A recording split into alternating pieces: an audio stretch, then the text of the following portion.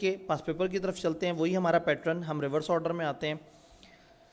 Describe the provision of contract act 1872 related to following rules of compensation for loss और damage cause by breach of contract. Breach of contract से जो loss या damage के rules हैं वो बताएं। 5 number का सवाल है, कुछ नहीं का ऑर्डिनरी बताएं, कुछ नहीं का स्पेशल बताएं। इवन ये भी नहीं बताया कि आपने रिमोट का जिक्र करना है या नहीं करना। कानून याद है, लिखते हुए शर्माना नहीं है। जब भी कम और ज़्यादा में डाउट हो, ज़्यादा लिख देना है। तो आपको जो जो डैमेजेस से रिलेटेड जहन में आ रहा है वो लिख दें। कम से कम ऑर्डिनरी डैमेज, स्पेशल डैमेज और रिमोट डैमेज अगर आप लिखना चाहें लिख दें। उस टाइम पे ये नहीं सोचना कि मेरा टाइम वेस्ट हो रहा है। 1-1.5 मिनट इजाफी लगने से अगर कंफर्म हो जाता है कि आपको नंबर मिल रहे हैं तो वो लिख देने चाहिए। तो क्रैमिंग वाले सवालों में ये जहन में रखना है।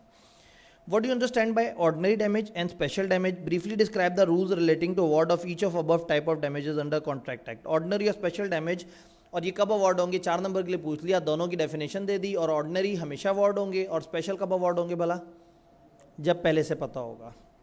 सलीम एक कॉन्ट्रैक्ट में एंटर होता है 5 वहीकल्स लेने के लिए पी लिमिटेड से, which were to be delivered in month of Feb के महीने में 5 व्हीकल्स डिलीवर होनी है। सलीम ने Majid Salim also entered into another contract for onward sale of these vehicle to Jabbar limited.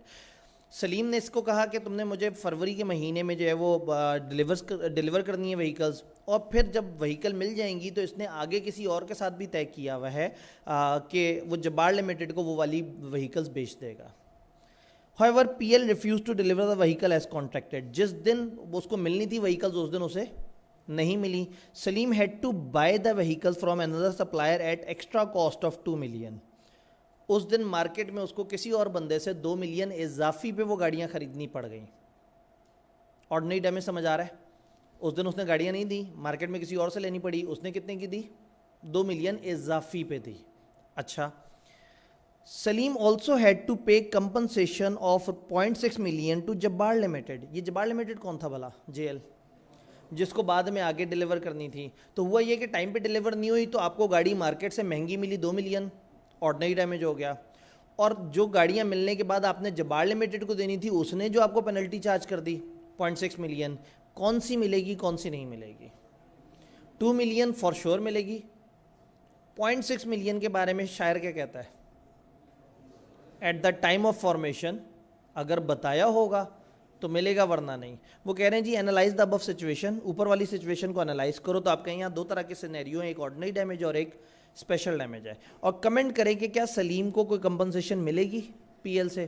तो हम कहेंगे हाँ जी सलीम को ऑर्डिनरी तो लाजमी मिलेगी, स्पेशल एक सूरत में मिल सकती है अगर at the time of making contract उसने बताया होगा अपने अगले वाले कॉन्ट्रैक्ट का। बात समझ आ रही है? एक ही तरह का सवाल है जिससे चीज़ समझ आ जाती है। Sariya trader agree to supply building material to KC on 10 September 2020 for construction of a charitable hospital in district Malir. एक जगह पे चैरिटेबल हॉस्पिटल के लिए एक जो ट्रेडर्स हैं सरिया ट्रेडर्स, उन्होंने कहा है कि हम आपको सप्लाई करेंगे बिल्डिंग मटेरियल ख्वाजा कॉन्ट्रैक्टर्स को। ठीक हो गया, 10 सितंबर को देना है, लेकिन ड्यू डेट पे सरिया ट्रेडर्स जो है वो अपनी ऑब्लिगेशन फुलफिल नहीं कर सके। What will you answer if Khwaja contractor had to procure building material from another supplier at a price higher than the price agreed with ST? ST ने जितने में सप्लाई करना था वो उस दिन सप्लाई तो नहीं किया, वो बेचारे को कहीं और से अगर एक्स्ट्रा पैसे दे के लेने पड़ गए। And also had to pay a penalty of 50,000 to owner of hospital for construction delay. और कंस्ट्रक्शन का डिले, सरिया आना था उसके बाद काम होना था, तो वो आगे जो डिले हुआ हॉस्पिटल में उसमें भी आपको जुर्माना पड़ गया। तो अब कानून क्या है, क्या मिलेगा और क्या नहीं मिलेगा? ये जो इजाफी पैसे देने पड़े ये तो लाजमी मिलेंगे, जो सरिया ख़रीदने के लिए या जो सामान ख़रीदने के लिए देने पड़े। और उसके अलावा वो जो अगला वाला लॉस है वो तब मिलेगा अगर पहले से बताया होगा कि मैं आपसे इसलिए ले रहा हूँ और मैंने आगे करना है और आगे मुझे नुकसान हो सकता है।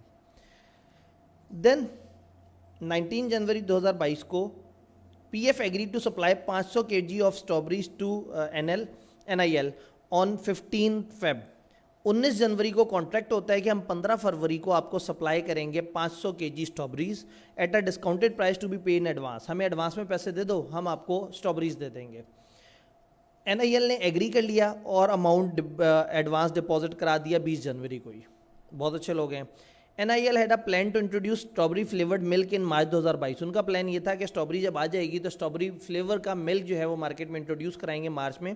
उनको स्ट्रॉबेरी कब मिलनी है? 15 फरवरी को। तो मार्च में उन्होंने स्ट्रॉबेरी फ्लेवर्ड मिल्क जो इंट्रोड्यूस करने का सोचा है। 15 फेब को PF fail to deliver the strawberries, लेकिन वो ड्यू टाइम पे स्ट्रॉबेरीज डिलीवर नहीं कर सके। बताएं एनआईएल को क्या रेमेडीज अवेलेबल है? उसको ड्यू डेट पे स्ट्रॉबेरी नहीं मिली तो उस दिन जो मार्केट में डिफरेंस होगा वो क्लेम कर सकता है। पहली बात ये कि ये भी डिस्कशन की जा सकती है कि टाइम एसेंस था या नहीं था। फेब में उसे मिलने और मार्च में उसने स्ट्रॉबेरी फ्लेवर्ड मिल्क मार्केट में इंट्रोड्यूस कराना है। अब सवाल ये नहीं बता रहा कि वो फेब में मिलने के अगले दिन से काम शुरू हो जाना है। ऐसा थोड़ी कि अचानक से जो है वो आप मार्च में एक डिसीजन लें और जनाब फ़ौरन से वो तैयार हो। तो पॉइंट यहाँ पे यही है कि अगर यहाँ टाइम एसेंस है तो अब इनके पास इख्तियार है कि ये कहें जी आपने हमारे साथ नाइंसाफ़ी की है, उस दिन मार्केट से स्ट्रॉबेरीज खरीदें, जितना ऊपर इजाफी रेट पे मिलेगी वो पे करना पड़ेगा। What would be your answer if PF offered to deliver only 300 kgs of strawberry to NIL on due date? Due date पे वो कहते हैं अच्छा चलो ठीक है 500 तो नहीं 300 ले लो।